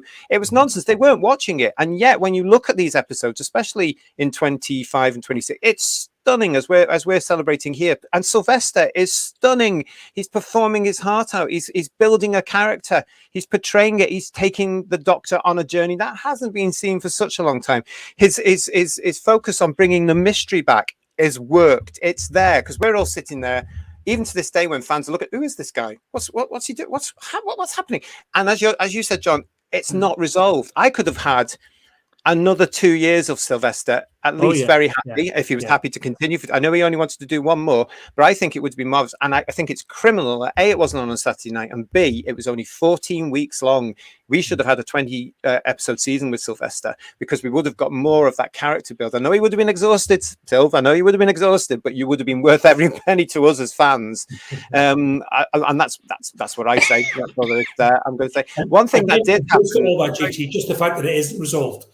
That's one of the reasons why I think I have the hump about the TV movie, because this grand master, this manipulator, this chess player ends up getting gunned down by some company gangsters in a Chicago, San Francisco back alley, and then has an adverse effect to some drugs on an operating table. That's not the way for this Doctor to have gone. Well, no, I remember reading somewhere back in the day, and Bedouin, I don't know if you're aware of this or if you've ever heard of this, seeing as you're the young one, but I remember hearing somewhere back in the day, and it could have come from Cartmel, it might have come from John, I don't know, but it's been in my head for years that how they would have finished Sylvester was that he would have driven himself mad with all the machinations, and that would have triggered a regeneration because it was one too much. He would have achieved what he wanted to do and then gone, boop, got to stop this now, and then regenerate into number 8. But we'll never ever know. But I think you're right there, John. I don't even though Sylvester's performance in 1996 was there, I don't think it actually was really the Sixth Doctor we know. It was a bit odd. I do want to talk about, we were talking about the physicality of Sylvester there and appreciating Sylvester's absolute incredible movement as the Doctor, which is a gift to any actor, and one that doesn't necessarily seem to be around in any actors, modern actors of this day and age. Oops, controversial. But his physicality when he meets Anthony Ainley as the Master, I've always respected the homework here. Now I want to mention Ant, because Anthony Ainley today, had he been with us, God love him, would have been 91 today as well. Wow. Wow. So God love you, Anthony, the Master to a generation. We love you to bits. But I always respected Sylvester's awareness of, again, like the Daleks, like the Cybermen, like the Brigadier. He knew who the Master was because he did his homework. And I loved the interview with him, and he said performing with Anthony was wonderful, because he said they both come from the same place. They're both alien. They share the same culture. They share the same speech. They're more or less telepathic with each other. They've got a history together. And so together they work on beautiful movements, like that bit outside the TARDIS in Perivale, where the two are circling each other. That was them. That was them putting that in, and the director loved it. That's an actor that does the homework and brings it to the show. Absolutely gorgeous. That's the benefit of rehearsals. Yes, which you don't get so much now. You don't need more now. Those two would have worked that out in rehearsals, and Anthony Ainley was a fantastic Master. It's a shame he's no longer with us, because he, as you say, he would have been celebrating his birthday as well. But he's taking on a very different role for the Master in Survival for what we've seen before, because he's very much the victim of circumstance, in that he seems to have got himself stuck on the cheetah planet and is turning into a cheetah person or whatever. The planet is getting into him, and they have a physical confrontation, unlike other Doctors we've seen, except King's Demons, where it's a sword fight, which is a bit more traditional. But this one feels more gritty and much more like, if we fight like this, we are going to destroy everything. And that's really powerful. And I think Survival is naturally the gateway into modern Doctor Who, and is often cited as that for other elements. But I think that physical confrontation between the two goes a long way as well. It's also the fact that I'm not a big fan of Survival, I'll tell you that right now, but I can watch it happily. I can watch it happily because of Sylvester, mainly because you've still got that air of what the hell's going on here.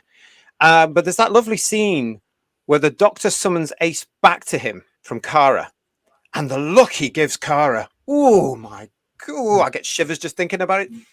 You know, he's so angry at her, and he's warning her off with those eyes, those alien eyes that this doctor has. Don't cross me, he's telling her. Go away. You know? Oh, wow, it's incredible. I still get a comedy scene. That comedy scene with Hale and Pace. Hale and Pace, God love them. Yeah. Buying the cat food and stuff like that. So there's still that element of comedy that we had back in season 24.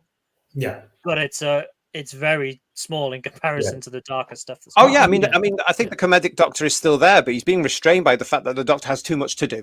He's got too much to do and little time to do it, which also suggests to me that that could have possibly been a story. He knows how long he's going to live, which wouldn't surprise me.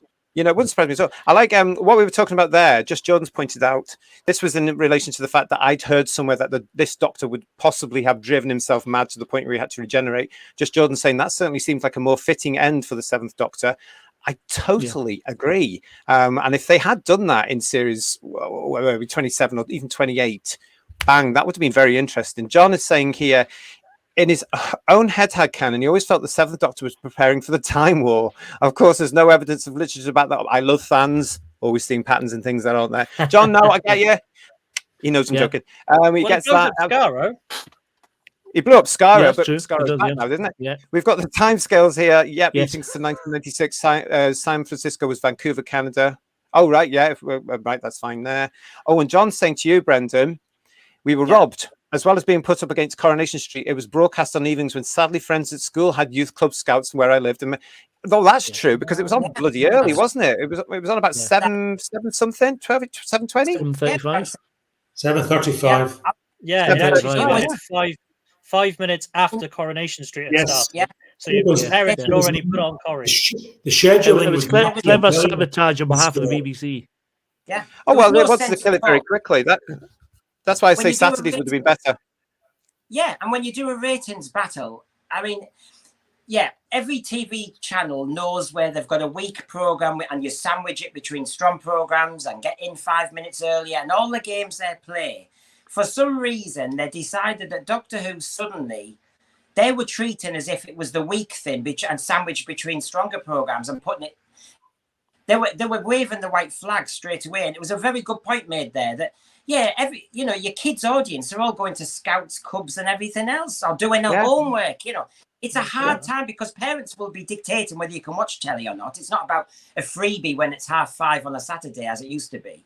That's a damn good point there, because Coronation Street was killer enough. I mean, that was suicide to the ratings, and then kids doing other stuff as well. Well, it's absolutely right. I mean, you know, by this point, you know, let's face it, we're not at school now, so we wouldn't have been having that playground thing. And we'll come back to some of the children in a minute.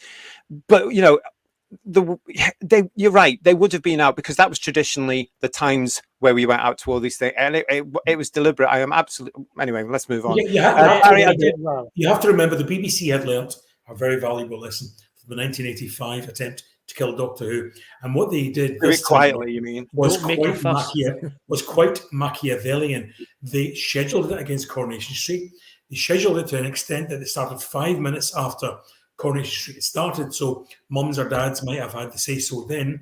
And then at the same point, they cut the amount of promotion for the McCoy seasons down to an absolute minimum. So they could then turn around and say, nobody's interested in this anymore. Nobody even knows it's there. However, the proof of the pudding's in the eating. And when people found Doctor Who, 6.6 million people stuck with it and enjoyed it. So it was a bit like taking a prize piece of pottery.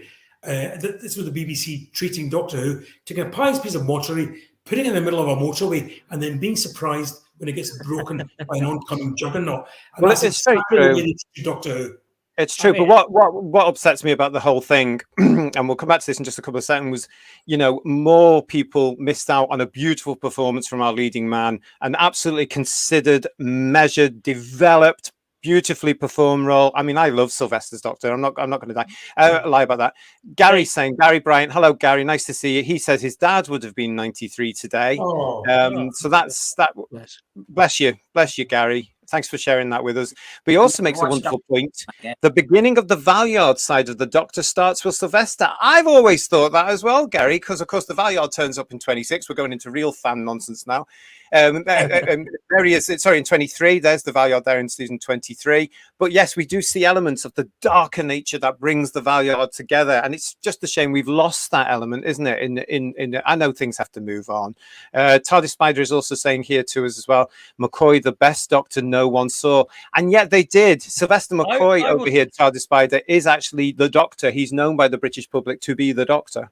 Well, I will say that they did well to get as many millions as they did, and I think that is a strength of the program. Oh, it was a bloody miracle. Any other show had been up against Corrie, it wouldn't have got anywhere near that. It didn't, and that's proven. And that's why they put. I'm getting political, so do excuse me. That's why they thought they'd put Doctor Who on against it, whether it'll be on the Monday or the Wednesday, because every other show that was on in that time slot when we were kids got slaughtered. Yeah, because at one point Corrie was bringing in 20 to 21 million, especially around about 1983 with the Ken and Deirdre saga. I mean, but Doctor Who was Doctor Who, and people sought it, and they underestimated the power of the British public even back then, because some of them wanted an alternative to Coronation Street. I've said this before. Let Brendan go. Okay, sure. There was the problem, though. Coronation, it was up against an established program that was always on Mondays, always on Wednesdays, and later they added the other days. Everybody knew if you wanted Coronation Street, they knew exactly what time. It never changed, and what days. With Doctor Who, what day, what time, it kept changing, didn't it? We didn't have an established slot, and that was another weak spot in the whole armour. And yet, Brendan, Saturday evenings were always Doctor Who's time to this very day. The public associate Doctor Who with Saturday. That's the case. What were you going to say, Paul? I was going to say, I've said this before in a previous live stream, is I wish the BBC had recorded figures for video recordings at this point, because I reckon they would have got 2.5 million, 3 million more from people who had to record it because the mum wanted to watch Coronation Street. So I really think that should be taken into account.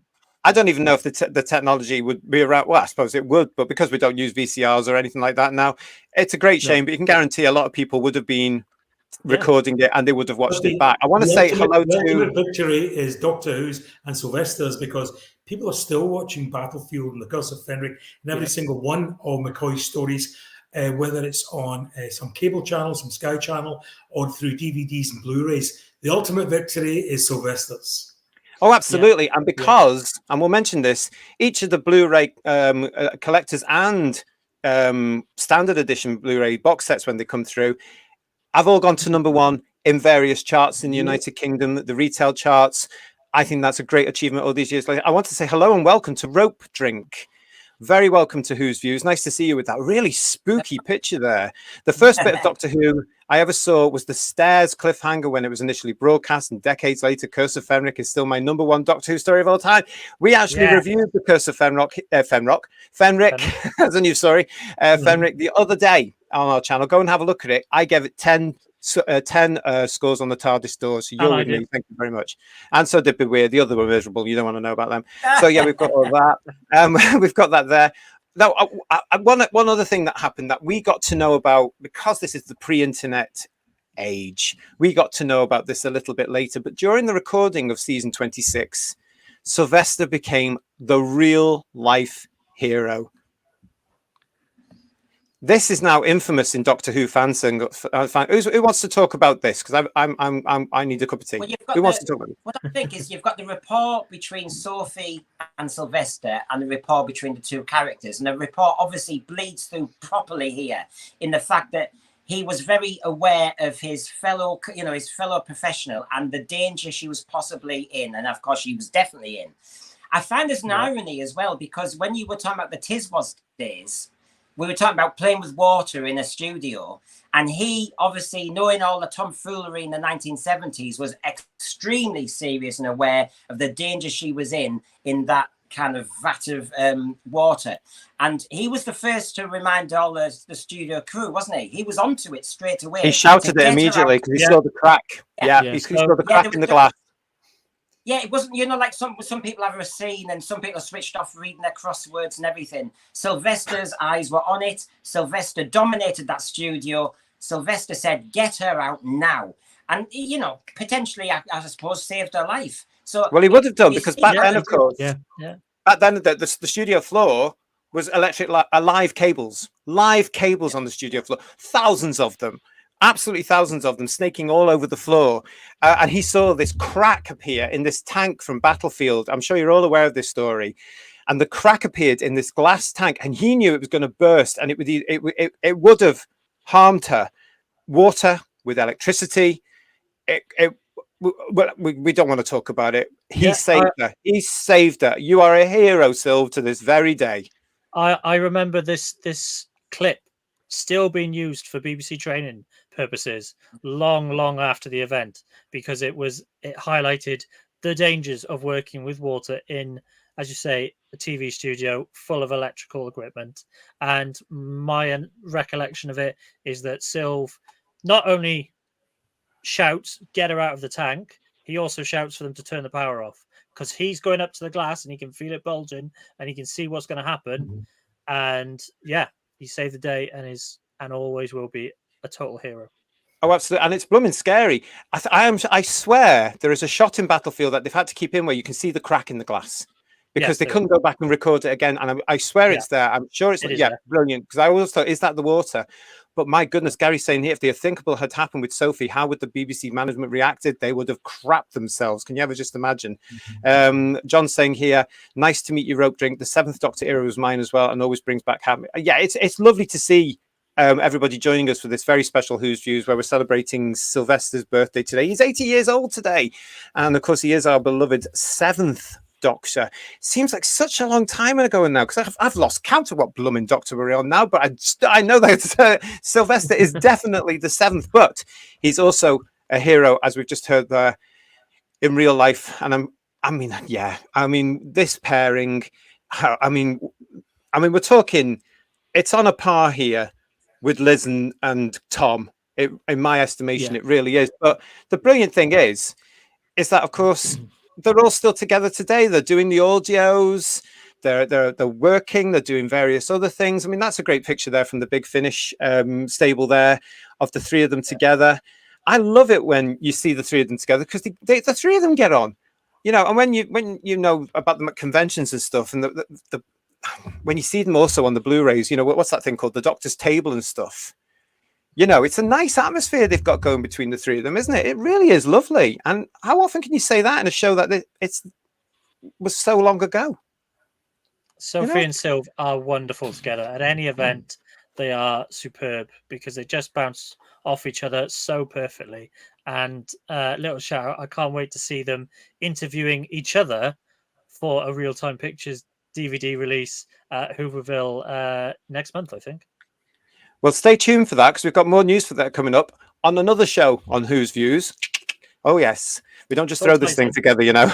That's brilliant. Rope Drink is back here saying he's curious to see what they do with Mel when she returns in the upcoming 60th. Well, we all are, really. And it's lovely to see that Mel with Bonnie Langford from both Colin and, of course, Sylvester's seasons is back, because it just feels good, doesn't it, really? They're acknowledging those two seasons where a lot of the time people think, oh, it was going downhill. It was happening. No, it's still there. It was still important. Gary's saying here, Russell Davis, just nice people, full stop. Yes, that's right, Gary. They are. Sorry, go on, John. No, sorry, JT. Russell Davis has a nice little column in this month's Doctor Who magazine, where he talks about being presenting his one and only play school at that time, going to the BBC canteen and seeing the Doctor play by Colin Baker, by Sylvester, with Bonnie Langford in the canteen with the actresses playing the Kangs at the time, and remembering that latterly when he was alongside Bonnie Langford recreating the role of Mel for New Doctor Who as well. So the fanboy in him is coming out now, and we may well have our quibbles in the stories to come about what he does with the character of the Doctor in the stories. But at time will tell. He's a fanboy who is just sitting there saying, my goodness, I was the guy who sat back there and looked at Bonnie and Sylvester, and here I am now working with Bonnie, recreating the character of Mel. And I think Russell will give us some Mel origins, which we've been probably crying out for quite some time, and handle that character extremely well. I look forward to it immensely. As Paul says, time will tell, and you have to stick with us here on Who's Views, because yes, we are going to be looking at all that when they happen. Not so long to go now, but yeah, that's long to go.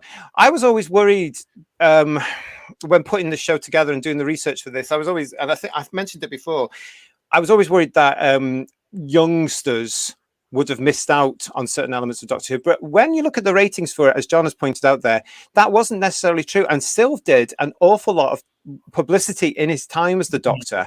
And look at this picture here where he's met with the school. I don't know which school this was, but look at this. This is him with a load of kids. And bearing in mind that he had been a children's entertainer as well and children's television. But here he is. These youngsters know he's Doctor Who. You know, they're not lost or anything like that. They recognize him. They're with him. He's obviously entertaining them. But you know what?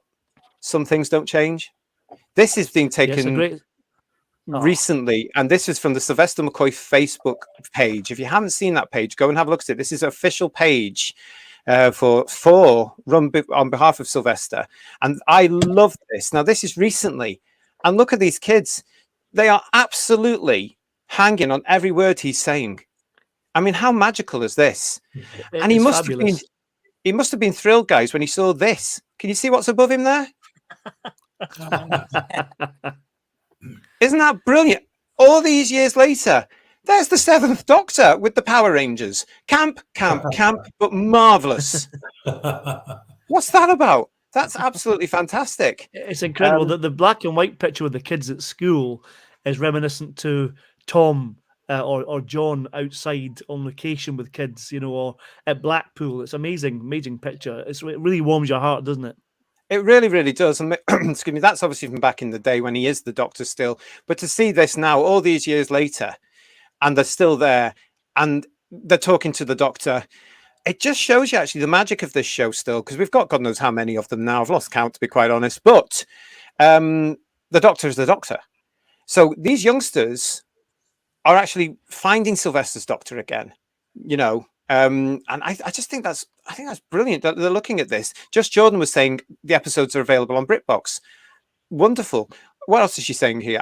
She only really came to it from a movie. I was born in 1990, but it's my dad's favorite, so I've watched the classic as much as new hero. I'm glad to see this. And John's saying here, seeing these images, it really is nice to see Sylvester's portrayal of the 7th Doctor, more appreciation from new fans. You're absolutely right, and I do think this helped, because he did make it back into the show. Was this last year now? Last October. Yes. Last October.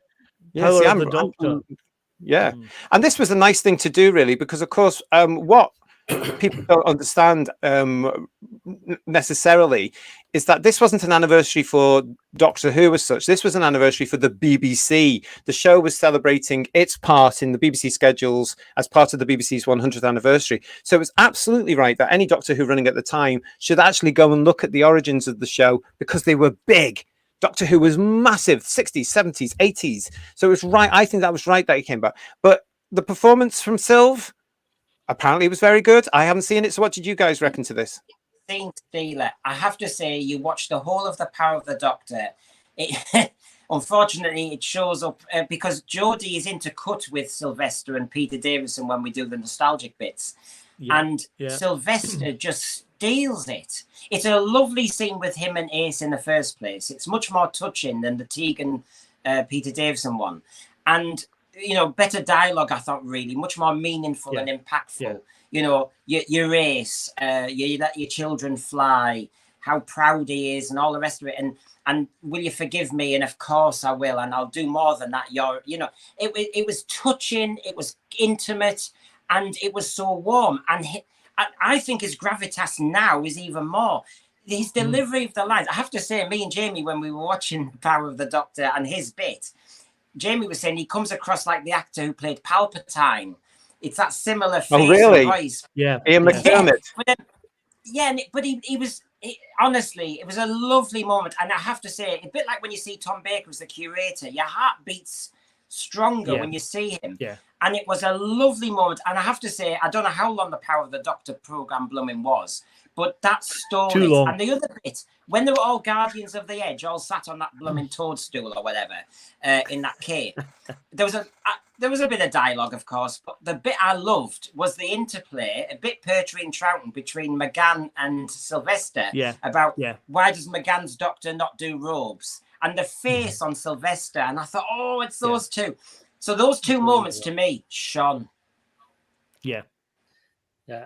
I don't know whether you guys know the story behind it, but the scene is originally filmed with Sophie Aldred in caves in Wales, and Sylv wasn't there. And actually, I think it was Barnaby Edwards. I remember Sophie saying Barnaby Edwards read in the lines. But on the day that Sylv did come into the studio and film those bits, Sophie was free and actually came in to do the lines opposite him. So although we see it on screen, the two of them were actually there for his bits, and I think it makes all the difference because the chemistry is still there, and it's just so beautiful and poignant, and it's just, why couldn't we have had that season 27? And I don't want to talk about it. I do still get very, very upset. But yeah, Sylv was back, and that would have cemented again with the other doctors the fact that he's the Doctor to new generations that were coming to the show. Have you met the Doctor?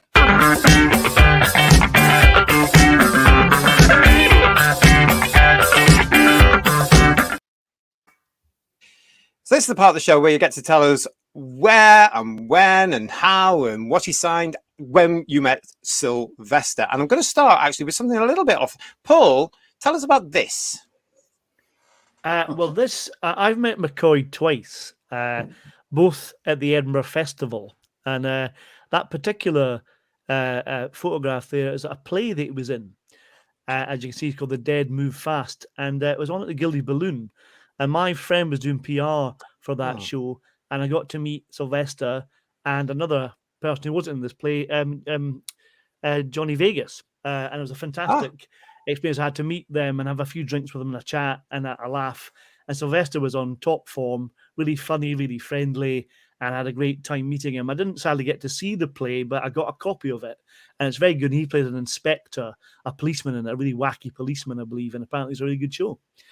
But the second time I met him was actually in Fringe 2011. That was 2001. So 10 years later, I met him again at the same time, meeting Captain Soren. Because I got to work at Captain Soren's venue because Tomek Bork actually lives in Scotland, does a lot with the Fringe, or had done in the past. And Sylvester came for his birthday in 2011. And I met him, and Tomek was working the venue. So I get to meet Sylvester McCoy and Captain Soren at the same time. That was 10 years that's later. a bit of a thrill. I like that. That's great. Fantastic. Get your Curse of Fenric book or your video out and say, here, sign this. That's a lovely story. And the rest of the guys in the cast of the show, which at the time were all, they didn't tell me at the time, but they're all over Sylvester like a rash. There were all fans coming out of the woodwork at that time, getting photographs taken, and I couldn't get a look in. It was too busy. So I love this. John is saying, Sylvester is always a really pleasant man to meet. Had a chat at a London con, and a couple of weeks later saw him at Bournemouth con, and he said, hello again, top bloke and my Doctor. Oh, that's lovely, John. That's really, really nice. I'm going to go now to, Badwea. Yes. What's that? What's this? What's happening there? What's this? So that is a ticket to the Doctor Who exhibition run by Dapol in Llangollen, North Wales. Here's the memories. This is a great story because we would tend to go up to Llangollen normally once a year, and it would normally be around my birthday, which is coincidentally also around his birthday, which was the other day. Yeah, which is 2 days ago. A couple of days ago. So we'd gone up to Llangollen and we got to the ticket counter, just bought our tickets, and the guy mentioned, oh, by the way, Sylvester McCoy's just in the shop if you wanted to nip in quickly and have an autograph. And the only thing I had was the entry ticket, so that's what he signed. And as you can see, I've kept it, and it was laminated for posterity. And yeah, just as in the same way, I've still got my Dapol little Seventh Doctor. Oh, you can see there. Yes, my Dapol Ace as well. You know, they're so small, aren't they, compared to what we're used to now? Mine are all down there collecting dust, and you look at them now and you go, oh, "What is this bit of plastic?" I don't remember him having green trousers either, but there we go. But they are my Doctor and companion. Sylv is definitely my doctor, my favorite doctor. I've been fortunate to meet him a few more times. He signed my Yeah, I'm going to silver ask him to nemesis prove that, papers. everybody. I'm going to ask him to prove. Oh, he can. Oh, there we go. This is a great Oh, one. fantastic. So this was Lovely. a Comic Con in Cardiff with the TV movie console, and yeah, It's lovely to see it. You kept that quiet when we Yep. reviewed the TV movie thing. You didn't say that, did you? I'd forgotten about it until this week, and That's a great picture, Midweir. I'm so jealous of that one. It's I a then gorgeous frantically had to picture. try and It's find it. lovely. Yeah. So yeah, absolutely love Sylv. He's a gentleman and a total pleasure whenever you're in his company. Well, that's good to know.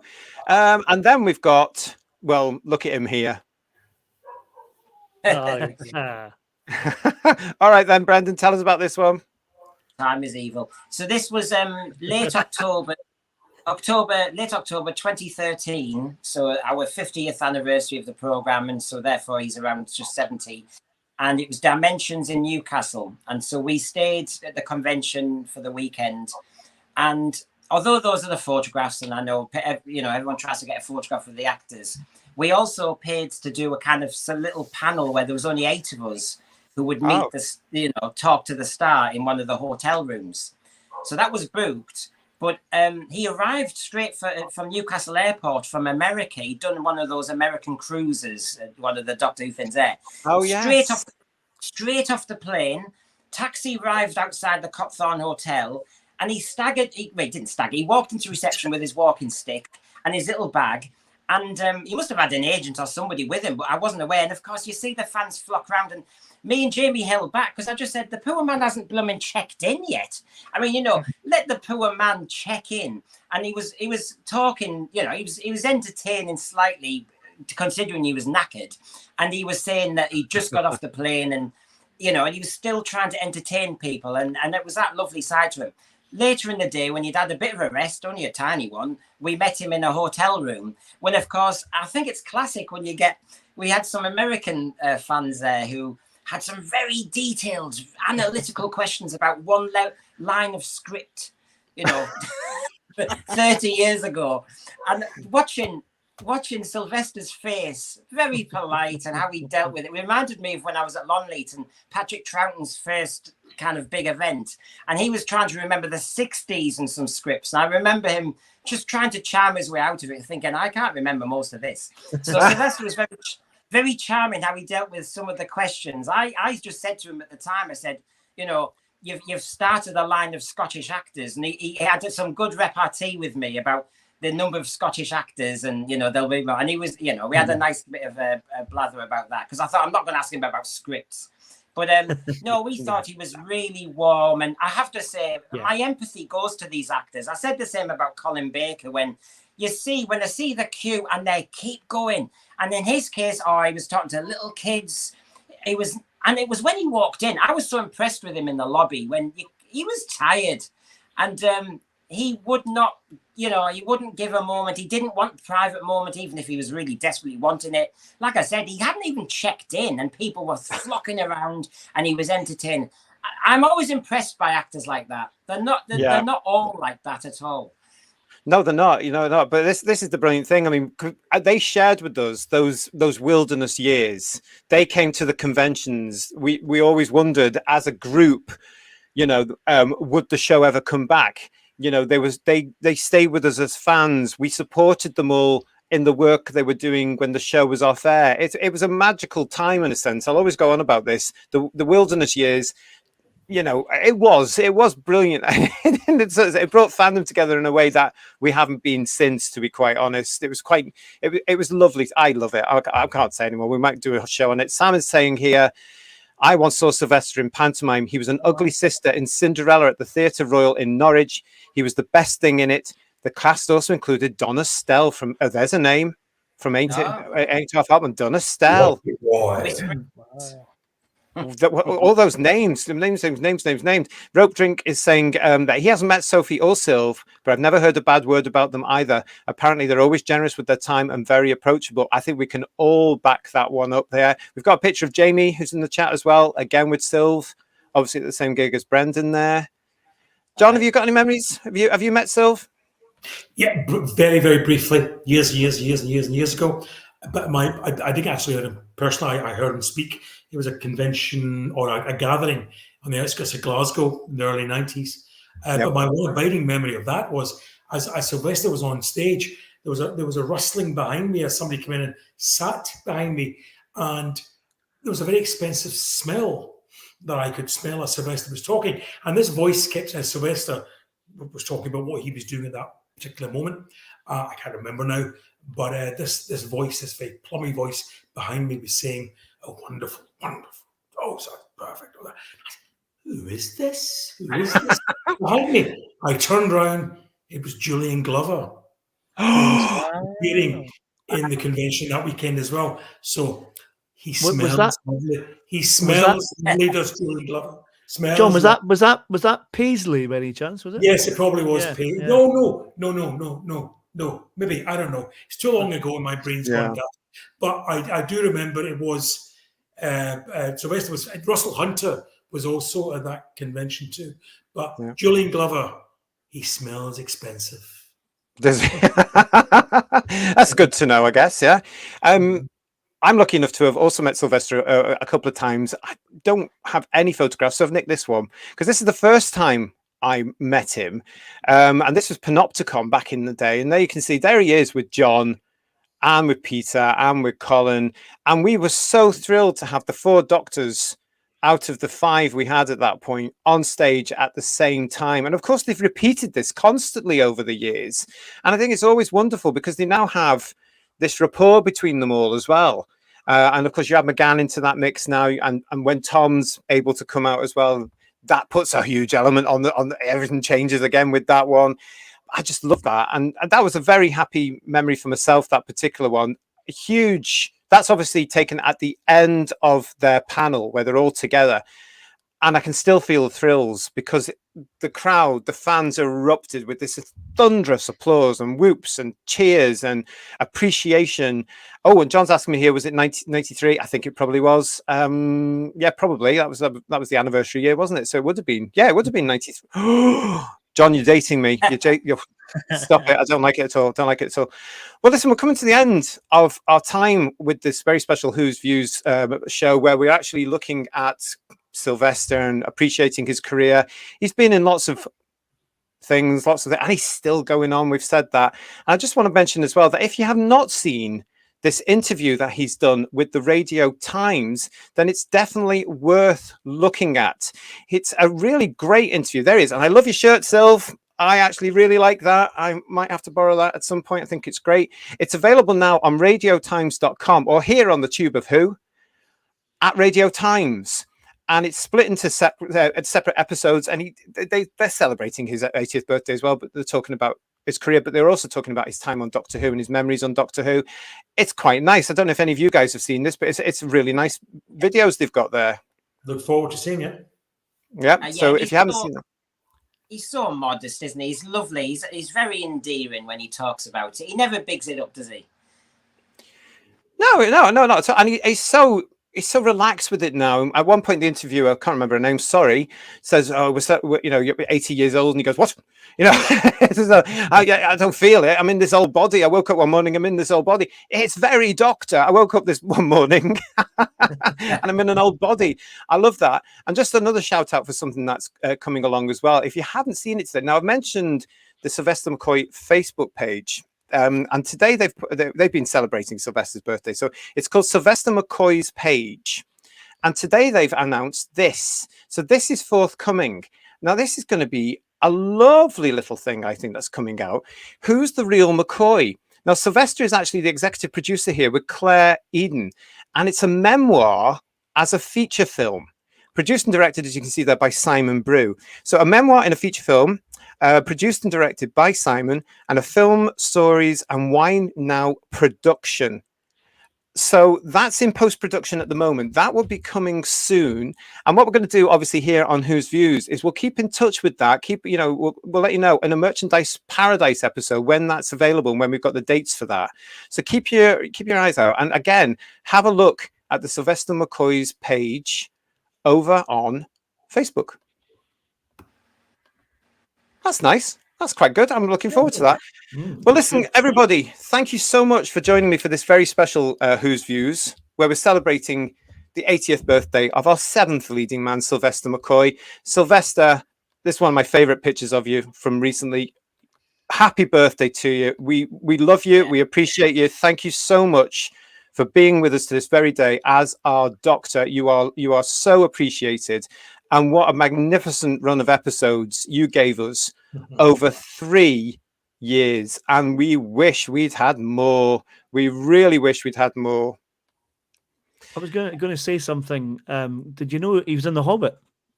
No, I had no idea. You knew. I mean, I had no idea he was in The Hobbit. Was he in The Hobbit? I don't even know what The Hobbit is. I've got no clue at all what was going on at all. And it wouldn't be like Sylv to actually say anything about it at all because he's so modest. You know, it's just one of those things there. We've got a note here. Rope drink. Thanks for your time, everyone. And a huge happy birthday to Sylvester and Sophie. Absolutely. Sophie is 61 today. So all the best to Sophie as well. And Timescales is here. Now, Sophie, he has met. He interviewed her for a few hours after The Power of the Dalek. Very nice person. She liked me when I met her. The first time I met her in 1989, she liked me. Just saying, I've got pictures to prove it. Were you in The Hobbit too? Sorry? Were you in The Hobbit as well? No, I don't think so. I'm not sure. Because I'm just wondering if you're keeping quiet about that as well, in the same way keeping quiet about Sophie liking you so much. Well, listen, thank you very much, guys, for joining me here. Thank you to everybody that's watched us tonight. Please don't forget to like the video and subscribe to the channel. We are very busy here celebrating our favorite hero's 60th anniversary year. September's around the corner. We've got a bit of a time to go yet, but we're going to be here all steps of the way as we head up to that big month of November 2023. And this is just one of the specials that we've got lined up for you. We've got lots more reviews, lots more merchandise, lots more different shows. So keep with us. Please like and subscribe and ring that bell so you get notifications of anything, any show that we're going to drop in the very near future. We really appreciate you watching us. Thank you so much. So from everybody here, it's time to say goodbye. So say, I'll just check everybody else. Thank you, everybody in the channel. Yeah, okay, that's great. Thank you very much. All right, guys, say goodbye to everybody. Bye, everyone. Bye. We'll see you again soon. Goodbye.